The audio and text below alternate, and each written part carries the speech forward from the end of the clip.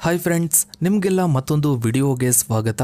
Friends, ಸಾವಿರಾರು ವರ್ಷಗಳ ಹಿಂದೆ ಸಿಂಧೂ ನದಿಯ ದಡದಲ್ಲಿ ಆಧುನಿಕ ನಗರಗಳಿಗಿಂತಲೂ ಸುಧಾರಿತವಾದ ನಗರಗಳು, ಅಚ್ಚುಕಟ್ಟಾದ ಯೋಜನೆಗಳು ಮತ್ತು ನಿಗೂಢ ಲಿಪಿಯೊಂದಿಗೆ ಒಂದು ಮಹಾನ್ ಸಂಸ್ಕೃತಿ ಇತ್ತು. ಬ್ರಿಟಿಷ್ ರೈಲ್ವೆ ನಿರ್ಮಾಣದ ಸಮಯದಲ್ಲಿ ಆಕಸ್ಮಿಕವಾಗಿ ಸಿಕ್ಕ ಇಟ್ಟಿಗೆಗಳಿಂದ ಹಿಡಿದು ದಯಾರಾಮ್ ಸಹಾನಿ ಮತ್ತು R.D. ಬ್ಯಾನರ್ಜಿಯವರಂತಹ ಮಹಾನ್ ಪುರಾತತ್ವ ಶಾಸ್ತ್ರಜ್ಞರ ಉತ್ಖನನಗಳ ಮೂಲಕ ಸರ್ ಜಾನ್ ಮಾರ್ಷಲ್ ಅವರು ಜಗತ್ತಿಗೆ ಈ ಕಳೆದು ಹೋದ ನಾಗರಿಕತೆಯನ್ನ ಪರಿಚಯಿಸಿದರು.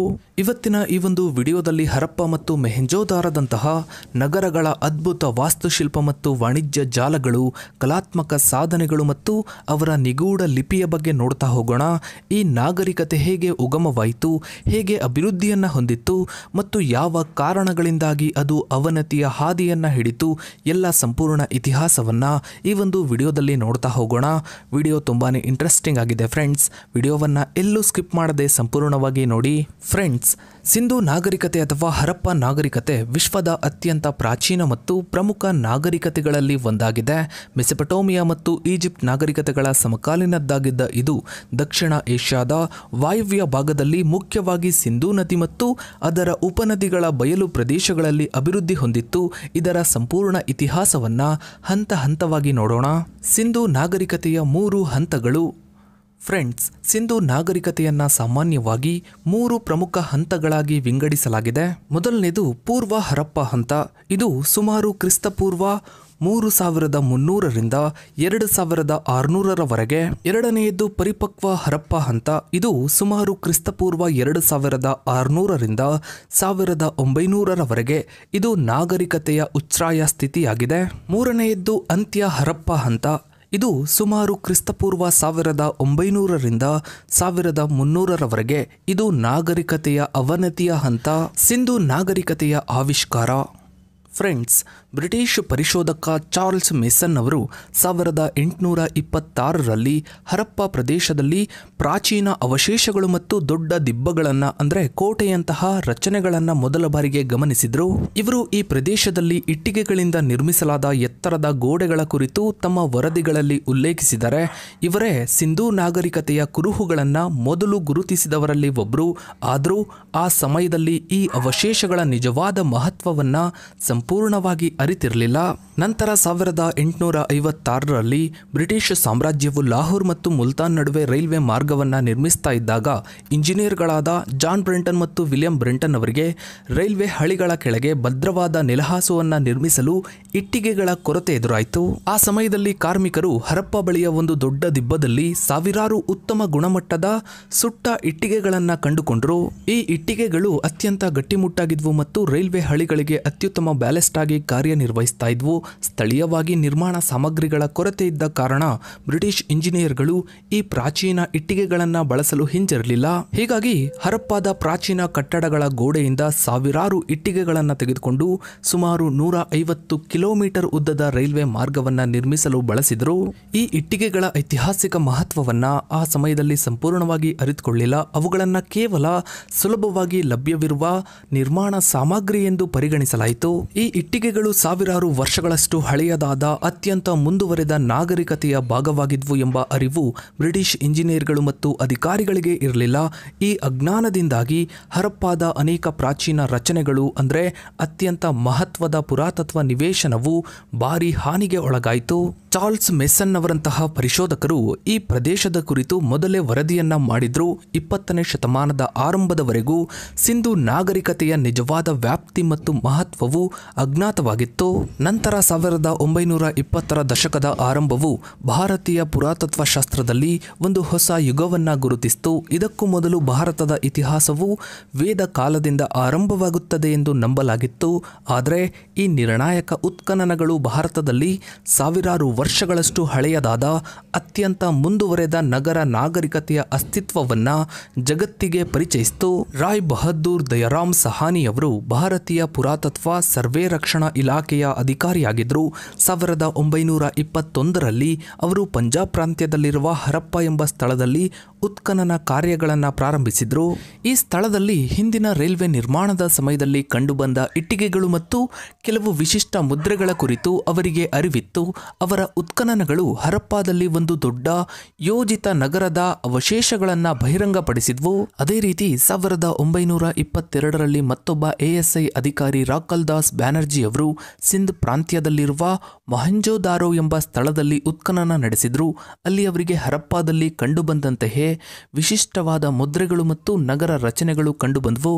ಈ ಎರಡು ಉತ್ಖನನಗಳು ಸರ್ ಜಾನ್ ಮಾರ್ಷಲ್ ಅವರ ನೇತೃತ್ವದಲ್ಲಿ ನಡೆದವು.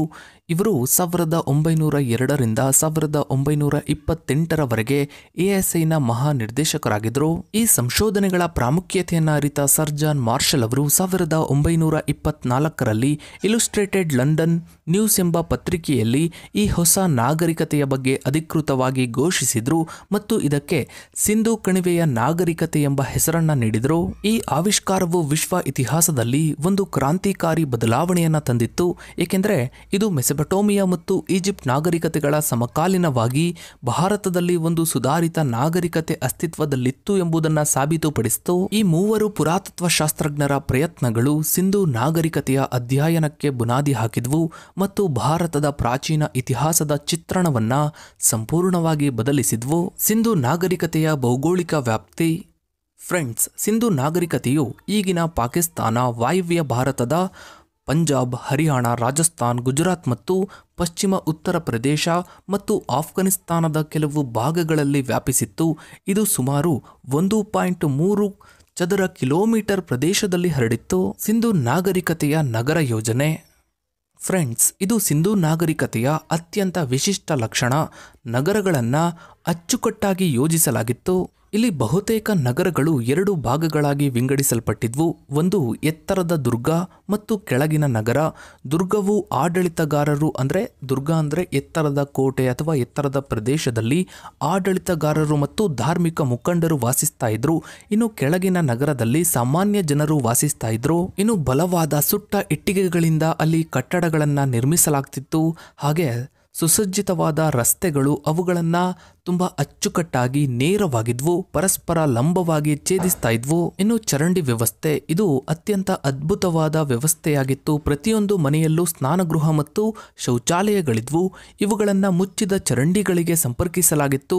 ನಗರದ ಎಲ್ಲ ಚರಂಡಿಗಳು ದೊಡ್ಡ ಚರಂಡಿ ವ್ಯವಸ್ಥೆಗೆ ಸಂಪರ್ಕ ಹೊಂದಿದ್ವು. ಸಾಮಾನ್ಯವಾಗಿ ವಸತಿ ಕಟ್ಟಡಗಳು ಇಟ್ಟಿಗೆಗಳಿಂದ ನಿರ್ಮಿತವಾಗಿದ್ವು ಮತ್ತು ಒಂದಕ್ಕಿಂತ ಹೆಚ್ಚು ಮಹಡಿಗಳನ್ನು ಹೊಂದಿದ್ವು. ಪ್ರತಿ ಮನೆಯಲ್ಲೂ ಬಾವಿ, ಸ್ನಾನಗೃಹ ಮತ್ತು ಅಡಿಗೆ ಮನೆ ಅನ್ನೋದು ಕಡ್ಡಾಯವಾಗಿತ್ತು. ಇನ್ನು ಬೃಹತ್ ಸ್ನಾನಗೃಹ ಮೊಹೆಂಜೊದಾರದಲ್ಲಿ ಕಂಡುಬಂದಿದ್ದು ಧಾರ್ಮಿಕ ಸ್ನಾನಕ್ಕಾಗಿ ಇದನ್ನು ಬಳಸಲಾಗ್ತಿತ್ತು ಎಂದು ನಂಬಲಾಗಿದೆ. ಇನ್ನು ಧಾನ್ಯಗಳನ್ನು ಸಂಗ್ರಹಿಸಲು ದೊಡ್ಡ ಕಟ್ಟಡಗಳನ್ನು ನಿರ್ಮಿಸಲಾಗಿತ್ತು. ಇವು ಆರ್ಥಿಕ ಸಮೃದ್ಧಿಯನ್ನು ಸೂಚಿಸುತ್ತವೆ. ಇನ್ನು ಸಿಂಧು ಜನರು ಮುಖ್ಯವಾಗಿ ಗೋಧಿ, ಬಾರ್ಲಿ, ಸಾಸಿವೆ, ಎಳ್ಳು ಮತ್ತು ಬಟಾಣಿಗಳನ್ನು ಬೆಳೀತಾ ಇದ್ರು. ಹತ್ತಿಯನ್ನು ಬೆಳೆದ ವಿಶ್ವದ ಮೊದಲ ನಾಗರಿಕತೆ ಇದಾಗಿದೆ. ನದಿಗಳ ಪ್ರವಾಹದಿಂದ ಫಲವತ್ತಾಗುತ್ತಿದ್ದ ಭೂಮಿಯನ್ನು ಬಳಸಿಕೊಂಡು ಕೃಷಿಯನ್ನು ಮಾಡ್ತಾ ಇದ್ರು. ನೀರಾವರಿ ವ್ಯವಸ್ಥೆಗಳು ಕೂಡ ಇದ್ವು. ಇನ್ನು ದನಕರುಗಳು, ಎಮ್ಮೆ, ಕುರಿ, ಆಡು, ಒಂಟೆ ಮತ್ತು ನಾಯಿಗಳನ್ನು ಸಾಕ್ತಾ ಇದ್ರು.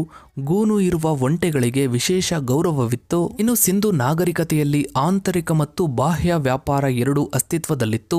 ಲೋಹಗಳು, ಅಮೂಲ್ಯ ಕಲ್ಲುಗಳು, ಮಣಿಗಳು ಮತ್ತು ಹತ್ತಿ ಪ್ರಮುಖ ವ್ಯಾಪಾರ ವಸ್ತುಗಳಾಗಿದ್ವು. ಇನ್ನು ಮೆಸೊಪಟೋಮಿಯಾ, ಪರ್ಷಿಯಾ ಮತ್ತು ಮಧ್ಯ ಏಷ್ಯಾದೊಂದಿಗೆ ವ್ಯಾಪಾರ ಸಂಬಂಧಗಳನ್ನು ಹೊಂದಿದ್ರು. ಮೆಸೊಪಟೋಮಿಯಾದಲ್ಲಿ ಸಿಂಧು ನಾಗರಿಕತೆಯ ಮುದ್ರೆಗಳು ಕಂಡು ಬಂದಿವೆ. ವ್ಯಾಪಾರಕ್ಕಾಗಿ ಮೊಹರೋಗಳನ್ನು ಬಳಸಲಾಗ್ತಿತ್ತು. ಇನ್ನು ಸಿಂಧು ನಾಗರಿಕತೆಯು ತನ್ನದೇ ಆದ ಲಿಪಿಯನ್ನು ಹೊಂದಿತ್ತು. ಇದನ್ನ ಚಿತ್ರಲಿಪಿ ಎಂದು ಕರೆಯಲಾಗುತ್ತೆ. ಇದುವರೆಗೆ ಈ ಲಿಪಿಯನ್ನ ಅರ್ಥ ಮಾಡ್ಕೊಳ್ಳೋದಕ್ಕೆ ಸಾಧ್ಯವಾಗಿಲ್ಲ. ಇದನ್ನ ಓದೋದೇ ದೊಡ್ಡ ಸವಾಲಾಗಿದೆ. ಇನ್ನು ಅಲ್ಲಿ ಕಂಚಿನ ಪ್ರತಿಮೆಗಳು, ತಾಮ್ರದ ಆಯುಧಗಳು ಮತ್ತು ಪಾತ್ರೆಗಳು ದೊರಕಿವೆ. ಚಿನ್ನ ಮತ್ತು ಬೆಳ್ಳಿಯ ಆಭರಣಗಳು ಕೂಡ ದೊರಕಿವೆ. ಇನ್ನು ಸಿಂಧು ನಾಗರಿಕತೆಯಲ್ಲಿ ಯಾವುದೇ ದೊಡ್ಡ ದೇವಾಲಯಗಳ ಕುರುಹುಗಳು ಕಂಡುಬಂದಿಲ್ಲ. ಮಾತೃ ದೇವತೆಯನ್ನ ಪೂಜಿಸ್ತಾ ಇದ್ರು. ಇದು ಫಲವತ್ತತೆ ಮತ್ತು ಸಮೃದ್ಧಿಯ ಸಂಕೇತವಾಗಿತ್ತು. ಇನ್ನು ಪಶುಪತಿ ಮಹಾದೇವನನ್ನ ಪೂಜಿಸ್ತಾ ಇದ್ರು ಎಂದು ನಂಬಲಾಗಿದೆ. ಇನ್ನು ಮರಗಳು ಮತ್ತು ಪ್ರಾಣಿಗಳನ್ನ ಪೂಜಿಸ್ತಾ ಇದ್ರು. ಹಾಗೆ ಅಗ್ನಿ ಪೂಜೆಯ ಕುರುಹುಗಳು ಕೂಡ ದೊರಕಿವೆ. ಸಿಂಧು ನಾಗರಿಕತೆಯ ಅವನತಿ. ಫ್ರೆಂಡ್ಸ್, ಸುಮಾರು ಕ್ರಿಸ್ತಪೂರ್ವ 1900ರ ಸುಮಾರಿಗೆ ಸಿಂಧು ನಾಗರಿಕತೆಯು ಅವನತಿಯತ್ತ ಸಾಗಲು ಪ್ರಾರಂಭಿಸಿತು. ಅವನತಿಗೆ ನಿಖರವಾದ ಕಾರಣ ಸ್ಪಷ್ಟವಾಗಿಲ್ಲ, ಆದರೆ ಕೆಲವು ಪ್ರಮುಖ ಸಿದ್ಧಾಂತಗಳಿವೆ. ವಿದೇಶಿ ಆಕ್ರಮಣ ಅಂದರೆ ಆರ್ಯರ ಆಗಮನ. ಈ ಸಿದ್ಧಾಂತವು ಹಿಂದೆ ಹೆಚ್ಚು ಜನಪ್ರಿಯವಾಗಿತ್ತು, ಆದರೆ ಇತ್ತೀಚಿನ ಸಂಶೋಧನೆಗಳು ಇದನ್ನು ಹೆಚ್ಚು ಬೆಂಬಲಿಸೋದಿಲ್ಲ. ಹವಾಮಾನ ಬದಲಾವಣೆ, ನದಿಗಳ ಒಣಗುವಿಕೆ, ಅನಾವೃಷ್ಟಿ ಮತ್ತು ಮಳೆಯ ಬದಲಾವಣೆಗಳು ಕೃಷಿಯ ಮೇಲೆ ಪರಿಣಾಮ ಬೀರಿ ನಾಗರಿಕತೆಯ ಕುಸಿತಕ್ಕೆ ಕಾರಣವಾಗಿರಬಹುದು. ನೈಸರ್ಗಿಕ ವಿಕೋಪಗಳು, ಪ್ರವಾಹಗಳು, ಭೂಕಂಪಗಳು ಮತ್ತು ನದಿಗಳ ಮಾರ್ಗಗಳ ಬದಲಾವಣೆಗಳು ನಗರಗಳ ನಾಶಕ್ಕೆ ಕಾರಣವಾಗಿರಬಹುದು. ನೈಸರ್ಗಿಕ ವಿಕೋಪಗಳು, ಪ್ರವಾಹಗಳು, ಭೂಕಂಪಗಳು ಮತ್ತು ನದಿಗಳ ಮಾರ್ಗಗಳ ಬದಲಾವಣೆಗಳು ನಗರಗಳ ವಿನಾಶಕ್ಕೆ ಕಾರಣವಾಗಿರಬಹುದು. ಸಿಂಧು ನಾಗರಿಕತೆಯು ಸಂಪೂರ್ಣವಾಗಿ ಕಣ್ಮರೆಯಾಗಿಲ್ಲ. ಅದರ ಅನೇಕ ಅಂಶಗಳು, ವಿಶೇಷವಾಗಿ ಧಾರ್ಮಿಕ ಆಚರಣೆಗಳು, ಶಿವಪೂಜೆ, ಮಾತೃದೇವತೆ ಆರಾಧನೆ, ಯೋಗ, ಲಿಂಗಪೂಜೆ ಮತ್ತು ನಗರ ಯೋಜನೆಗಳ ಸಂಸ್ಕೃತಿಗಳು ನಂತರದ ಭಾರತೀಯ ಸಂಸ್ಕೃತಿಯಲ್ಲಿ ಮುಂದುವರೆದವು ಎಂದು ನಂಬಲಾಗಿದೆ. ಸಿಂಧು ನಾಗರಿಕತೆಯು ಭಾರತದ ಪ್ರಾಚೀನ ಇತಿಹಾಸದಲ್ಲಿ ಒಂದು ಪ್ರಮುಖ ಅಧ್ಯಾಯವನ್ನ ಪ್ರತಿನಿಧಿಸುತ್ತೆ ಮತ್ತು ಅದರ ಸಂಕೀರ್ಣತೆ ಹಾಗೂ ಅಜ್ಞಾತ ಲಿಪಿಯು ಇಂದಿಗೂ ಸಂಶೋಧಕರಿಗೆ ಕುತೂಹಲದ ವಿಷಯವಾಗಿದೆ. ಸೊ ಫ್ರೆಂಡ್ಸ್, ಇದಾಗಿತ್ತು ಇವತ್ತಿನ ಈ ಒಂದು ವಿಡಿಯೋದ ಬಗ್ಗೆ ನಿಮ್ಮ ಅನಿಸಿಕೆ ಅಭಿಪ್ರಾಯಗಳನ್ನು ತಪ್ಪದೇ ಕಮೆಂಟ್ ಸೆಕ್ಷನಲ್ಲಿ ಕಮೆಂಟ್ ಮಾಡಿ. ಹಾಗೆ ವಿಡಿಯೋಗೊಂದು ಲೈಕ್ ಮಾಡ್ತಾ ವಿಡಿಯೋನ ಆದಷ್ಟು ಎಲ್ಲ ಕಡೆ ಶೇರ್ ಮಾಡಿ. ನೀವಿನ್ನೂ ನಮ್ಮ ಚಾನಲ್ಗೆ ಸಬ್ಸ್ಕ್ರೈಬ್ ಆಗಿಲ್ಲ ಅಂದರೆ ಕೆಳಗಡೆ ಕಾಣೋ ಸಬ್ಸ್ಕ್ರೈಬ್ ಬಟನ್ನ ಕ್ಲಿಕ್ ಮಾಡಿ. ಹಾಗೆ ಪಕ್ಕದಲ್ಲಿ ಕಾಣೋ ಬೆಲ್ ಐಕನ್ ಕೂಡ ಕ್ಲಿಕ್ ಮಾಡಿ. Thanks for watching.